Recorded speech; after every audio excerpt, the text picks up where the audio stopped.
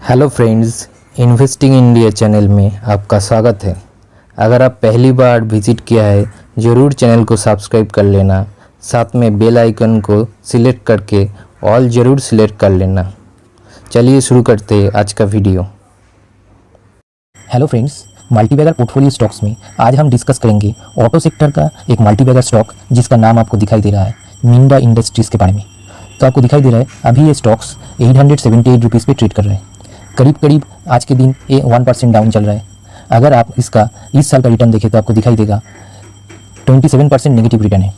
अगर आप इसका 1 ईयर का रिटर्न देखेंगे तो आपको दिखाई देगा इस सिचुएशन में इतना गिरावट हो गया उसके बाद भी 34% पॉजिटिव रिटर्न अभी भी शेयर ने हम लोग को दे के रखा है। तो ये एक ऑटो सेक्टर का मल्टीबैगर स्टॉक है। उसके बाद हम देख लेते हैं इसका लॉन्ग टर्म का 5 साल का रिटर्न क्या है। तो आप देखिए लॉन्ग टर्म में ये शेयर ने अपने इन्वेस्टर को मैसिव 338% रिटर्न जनरेट करके दिया है। और इसका चार्ट देखिए, कोई भी ऑटो सेक्टर के जो कंपनी है ज़्यादा से ज़्यादा आप जानते हैं लॉस मेकिंग कंपनी है, और कुछ गिना चुना कंपनी है जो प्रॉफिट कर रहा है हर एक क्वार्टर में, हर एक साल में एंड लॉन्ग टर्म में। ये एक कंपनी है जो बहुत पुराना एक कंपनी है। 5 साल 10 साल का हिस्ट्री इसका अवेलेबल है शेयर मार्केट में, और 5 साल 10 साल में इसने मल्टीबैगर रिटर्न जनरेट करके दिया है। तो ऑटो सेक्टर में 2 ही स्टॉक है, मिंडा इंडस्ट्री और है आपका बीकेटी टायर, जो लेने लायक है। और दूसरा कोई भी स्टॉक ट्रेडिंग के लिए चलता है, लेकिन इन्वेस्टर जो लॉन्ग टर्म के लिए अपने पोर्टफोलियो में स्टॉक को होल्ड करना चाहते हैं और वेल्थ बिल्ड करना चाहते हैं, उन लोगों के लिए कोई भी शेयर अवेलेबल नहीं है। तो ऑटो सेक्टर में आपको अगर फोकस करना है तो इस कंपनी के ऊपर आप फोकस कर सकते हैं। इस कंपनी का जो लॉन्ग टर्म का हिस्ट्री है बहुत ही बढ़िया है। तो इस कंपनी अभी आपको दिखाई दे रहा है करीब इस साल में 27% डाउन है, 1200 के करीब था। अभी वही शेयर आपको मिल रहा है 879 में। तो इस प्राइस में आप कुछ शेयर इसको एक्यूमुलेट कीजिए और थोड़ा थोड़ा करके बाई कीजिए। कितना प्राइस में आप बाई कर सकते हैं उसका डिस्कशन थोड़ी देर बाद हम टेक्निकल एनालिसिस में करेंगे। चलिए इस शेयर के बारे में और कुछ जानकारी ले लेते हैं। तो आपको दिखाई दे रहा है इस शेयर का मार्केट कैप अभी भी इतना बड़ा कंपनी हो गया है, उसके बाद भी सिर्फ 25 करोड़ का है। तो 25,000 करोड़ का है। तो 25,000 करोड़ मतलब ये एक बोल सकते हैं मिड कैप टाइप कंपनी है। तो अभी भी इसमें बहुत ज़्यादा ग्रोथ अपॉर्चुनिटी बाकी है, ये आप समझ के चलिए। तो बिना डरिए इस शेयर में आप इन्वेस्ट कीजिए। पुराना शेयर है, इसका जो मैनेजमेंट है खुद को प्रूव किया है। इतना वॉलेटाइल सेक्टर है, आप जानते ही जो ऑटो सेक्टर कितना वॉलेटाइल एक सेक्टर है। तो इतना वॉलेटाइल सेक्टर होने के बाद भी ये कंपनी ने अपने इन्वेस्टर को कभी भी निराश नहीं किया है। तो इसलिए बोल रहा हूँ इस कंपनी का शेयर आपके पोर्टफोलियो में ज़रूर होना चाहिए अगर आप ऑटो सेक्टर को अपने पोर्टफोलियो में रखना चाहते हैं। तो चलिए इस कंपनी के बारे में और कुछ जानकारी ले लेते हैं। तो आप देख पा रहे हैं मिंडा इंडस्ट्री लार्जेस्ट प्लेयर है। स्विच जो बनाता है, जो स्विच लगता है 2 व्हीलर 3 व्हीलर में, उसमें इंडिया का लार्जेस्ट प्लेयर है। और अगर ग्लोबली आप देखें तो ग्लोबली ये सेकंड लार्जेस्ट है। उसके बाद ऑटोमेटिक जो लाइटिंग होता है उसमें ये इंडिया का सेकंड पोजीशन में है। और अगर पार्टनरशिप देखें तो 14 ग्लोबल कंपनी के साथ इसके पार्टनरशिप है।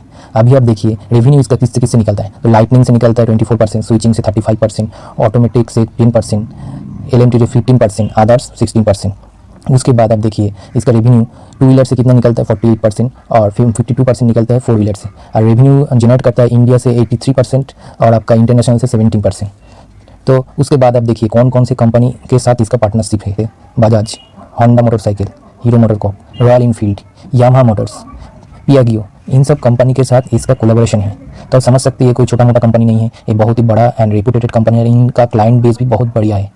चलिए अब शेयर के बारे में कुछ जानकारी ले लेते हैं। तो आपको दिखाई दे रहा है अभी ये शेयर 880 रुपीज़ पे चल रहा है। उसके बाद आप देखिए स्टॉक पी है 70 का। एकमात्र यही शेयर है जिसका पी इतना ज़्यादा रहते हैं ऑटो सेक्टर में। क्यों ज़्यादा रहते हैं आपको तो हम बोल ही दिया है। ये एक मल्टीबैगर कंपनी है जिसका प्रॉफिट कभी डाउन नहीं होता, हर एक क्वार्टर में इसका प्रॉफिट बढ़ता है एंड ईयरली भी बढ़ता है। तो इतना वॉलेटाइल सेक्टर में भी ये कंपनी इतना अच्छा अगर परफॉर्मेंस देगा तो इसका पी तो ज़रूर इतना ज़्यादा रहेगा ही हर एक वक्त। उसके बाद अभी देखते हैं ROE कितना चल रहा है। तो आपको दिखाई दे रहा है ROC है 14 का, ROE है 13 का, और फेस वैल्यू है 2 रुपीज़ का। ये शेयर समय समय पर बोनस शेयर भी इशू करता है जिसका फ़ायदा लॉन्ग टर्म इन्वेस्टर को जरूर मिलता है। उसके बाद चलिए देख लेते हैं इस कंपनी का सेल्स का डेटा देख लेते हैं। तो आपको दिखाई देगा सेल्स जो हुआ है दिसंबर क्वार्टर में हुआ था 2181 करोड़, जो मार्च क्वार्टर में बढ़ के हो गया 2415 करोड़। तो ऑपरेटिंग प्रॉफिट भी देख पा रहे हैं आप 235 से बढ़ के हो गया था 272। और ऑपरेटिंग प्रॉफिट मार्जिन को आप देखिए कितने अच्छे तरह ये कंपनी ने मेंटेन करके रखा है 11%। उसके बाद अभी देख लेते हैं नेट प्रॉफिट क्या है। तो आपको दिखाई दे रहा है नेट प्रॉफिट दिसंबर क्वार्टर में था 101 करोड़, जो मार्च क्वार्टर में हो गया 144 करोड़। तो आप बोल सकते हैं हर एक जगह में, हर एक टाइम फ्रेम में ये सेक्टर ने अच्छा ही परफॉर्मेंस करके दिया है। एंड इसका असर जो दिखाई देगा लॉन्ग टर्म में, जो होल्ड करेगा इस शेयर को, उसको जरूर फायदा मिलेगा। अभी मार्केट का सिचुएशन आप जानते हैं, प्रेशर में है मार्केट, इसलिए शेयर डाउन चला जा रहा है, नहीं तो ये डाउन नहीं जाता। तो अभी मौका है, इसको एक्यूमुलेट कीजिए। उसके बाद देख लेते हैं इसका कंपाउंडिंग सेल्स ग्रोथ कितना है। तो आपको दिखाई देगा 10 ईयर में 22% CAGR से इसका सेल्स ग्रोथ ग्रो हुआ है। इस साल में हुआ है 30%। उसके बाद आप देखिए कंपाउंडिंग प्रॉफिट ग्रोथ, 10 ईयर में 35% से इसका प्रॉफिट ग्रोथ ग्रो हुआ है। इस ईयर में हुआ है 73%। ये समझ पा रहे हैं ये कितना बढ़िया कंपनी है। ऑटो सेक्टर में सिर्फ ये दो ही कंपनी है इन्वेस्ट करने लायक। अभी आप बोल सकते हैं सोना कॉन्स्टर है, दूसरा कंपनी, वो क्या खराब कंपनी? वो खराब नहीं है, लेकिन वो नया कंपनी है। उसका मैनेजमेंट अभी भी खुद को प्रूव नहीं किया है, लेकिन ये कंपनी ने अपने मैनेजमेंट ने अपने को प्रूव किया है और बढ़िया परफॉर्मेंस निकाल के दिया है। आप इसका CAGR रिटर्न देखें, आप देख के चौंक जाएंगे। बजाज फाइनेंस से किसी टक्कर की कम नहीं है कंपनी। 56% CAGR से 10 ईयर्स में रिटर्न जनरेट करके दिया। एक ऑटो सेक्टर की कंपनी है, ये आपको याद रखना चाहिए। इतना बड़ा रिटर्न कोई भी जनरेट करके नहीं दे पाया इस सेक्टर में। उसके बाद इस ईयर का रिटर्न देखिए, इतना हालत ख़राब है, इन्फ्लेशन इतना ज़्यादा है, इन्फ्लेशन का प्रेशर तो आप जानते ही है। उसके बाद क्रूड ऑयल का कितना प्राइस बढ़ गया। उसके बाद भी आप देखिए इस साल में भी ये शेयर ने 36% रिटर्न जनरेट करके दिया है। अभी तक इतना गिरावट हो गया उसके बाद भी। तो रिटर्न देखिए आप, ये शेयर पोर्टफोलियो में जरूर आपको रखना चाहिए। ये कोई छोटा मोटा शेयर नहीं है, बहुत बढ़िया शेयर आपको लॉन्ग टर्म में अच्छा वेल्थ ये क्रिएट करके देगा। तो बिना डरिए इस शेयर को आप एक्यूमुलेट कीजिए, लॉन्ग टर्म में आपको जरूर फायदा मिलेगा। ये मेरा वादा है, मेरे पोर्टफोलियो में ये शेयर बहुत लॉन्ग टर्म से है। मैं तो बहुत प्रॉफिट में हूँ, आप भी रखिए, आप भी जरूर प्रॉफिट में रहेंगे। तो वो अपने पोर्टफोलियो में इस शेयर को जगह दीजिए। चलिए उसके बाद देख लेते हैं शेयर होल्डिंग पैटर्न। तो आपको दिखाई देगा प्रोमोटर के पास 67% का स्टेक है। उसके बाद FIS का स्टेक देखिए 9.77% स्टेक है। आप जानते हैं FIS ने कितना सारा माल को बिकवाली किया है इस एक साल के अंदर, लेकिन उसके बाद भी इस कंपनी में FIS का स्टेक देखिए बिल्कुल भी रिड्यूस नहीं हुआ है। इसलिए बोल रहा हूँ जो FIS का कितना भरोसा है इस कंपनी के ऊपर, आप सोच के देखिए। उसके बाद DIS का देखिए, DIS का स्टेक देखिए 13% से ऊपर स्टेक है और कांस्टेंट है, ये नहीं है कि घटा दिया है। तो आप समझ के देखिए ये कितना बढ़िया कंपनी है जो FIS DIS ने माल बेच ही नहीं रहा है इस सिचुएशन में भी। तो आप भी इसको खरीद के अपने पोर्टफोलियो में जरूर रखें। तो चलिए मिंडा इंडस्ट्रीज़ का टेक्निकल एनालिसिस कर लेते हैं। तो आपको दिखाई दे रहा है अभी शेयर 877 रुपीज़ पे चल रहा है। इधर 850 रुपीज़ पे शेयर का एक सपोर्ट है। उसके बाद जो सपोर्ट आपको दिखाई देगा 800 के करीब इसका एक सपोर्ट है। ऐसे करके हर एक 25 रुपीज़ के गैप पे इसका एक सपोर्ट है। तो अगर आपको इसके बाद 850 रुपीज़ पे ये शेयर मिल जाए तो आप कुछ खरीद के अपने पोर्टफोलियो में रखें। उसके बाद अगर आपको 800 में मिल जाए तो आप कुछ खरीद के अपने पोर्टफोलियो में रखें। ऐसे करके आप लॉन्ग टर्म के लिए इस शेयर को एक्यूमुलेट कीजिए। इस प्राइस पे भी आप कुछ शेयर खरीद सकते हैं, लेकिन मैं कहूँगा थोड़ा वेट कीजिए। 850 का आप वेट कीजिए। 850 अगर जब आपको मिल जाएगा 850 के करीब 850 तब आप कुछ शेयर खरीद के अपने पोर्टफोलियो में रखें। और एक बात, ये शेयर का हॉराइजन रखें 5 से 10 साल। अगर 10 साल तक आप होल्ड करके रखेंगे ये शेयर को, ये आपको बहुत बढ़िया वेल्थ जनरेट करके दे सकते हैं।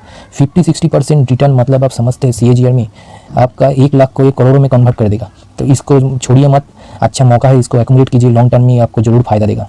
चलिए अब देख लेते हैं RSI क्या चल रहा है। तो आपको दिखाई देगा RSI अभी 48 में चल रहा है। तो थोड़ा रुक जाइए, शेयर थोड़ा नीचे और आने दीजिए शेयर को, उसके बाद आप खरीदिए। अगर किसी के पास एक भी शेयर नहीं है तो इस प्राइस में भी आप कुछ शेयर ले सकते हैं। उसके बाद जब आपको ये शेयर 850 860 में मिल जाए तब आप कुछ शेयर आप खरीदें। उसके बाद 800 के करीब जब आपको मिल जाए तब आप कुछ शेयर खरीदें। ऐसे करके आप इसको एक्यूमुलेट कीजिए एंड लॉन्ग टर्म के लिए ग्रो होने के लिए अपने पोर्टफोलियो में छोड़ दीजिए। मेरा गारंटी है ये शेयर आपको निराश नहीं करेगा। लॉन्ग टर्म में ये शेयर आपको बहुत बढ़िया वेल्थ क्रिएट करके देगा। ये एक मल्टी बैगर शेयर है, ये आप समझ के चलिए। ये कोई छोटा मोटा शेयर नहीं है, तो इसको ऐसे ही जाने मत दीजिए, इसको अपने पोर्टफोलियो में रखिए। ऑटो सेक्टर का एक स्टॉक, और अगर आप उसके बाद भी अगर आपको ज़रूरत है तो BKT, ये 2 स्टॉक आप रखिए, आपको कभी भी लॉस नहीं होगा। ये दोनों ही मल्टी बैगर स्टॉक है जो अपने पोर्टफोलियो में रखने से आपको लॉन्ग टर्म में बड़ा वेल्थ क्रिएट करके दे सकता है। चलिए आज का वीडियो यहीं पर समाप्त होता है। अगर आपको वीडियो अच्छा लगा है तो प्लीज़ मेरे चैनल को सब्सक्राइब कर देना। चलिए मिलते हैं अगले वीडियो में। Thank you, bye.